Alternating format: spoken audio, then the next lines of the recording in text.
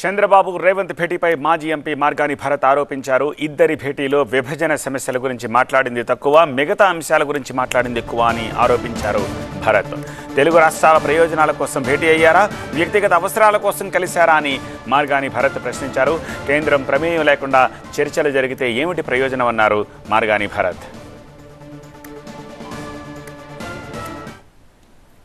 అంటే వీళ్ళు విభజన హామీలకు సంబంధించి మాట్లాడింది తక్కువ, ఏదో ట్రాన్స్పోర్ట్కి సంబంధించి లేకపోతే అక్కడ డ్రగ్స్కి సంబంధించి పరస్పర అవగాహనలు చేసుకుంటూ ఉన్నారు. నాకైతే ఒకటే అర్థం కాని అంశం ఏంటంటే, తెలుగు రాష్ట్రాల ప్రయోజనాల గురించి కూర్చున్నారా లేకపోతే వ్యక్తిగత ప్రయోజనాల గురించి వీరు కూర్చున్నారా అనే అంశము తెలియాల్సిన అవసరం ఉంది.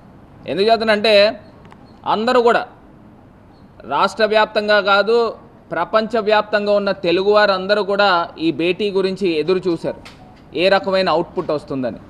వారికోస్ వెయిన్స్ వ్యాధికి కేవలం 30 నిమిషాల్లో చికిత్స. కాల్ చేయండి 9989527715.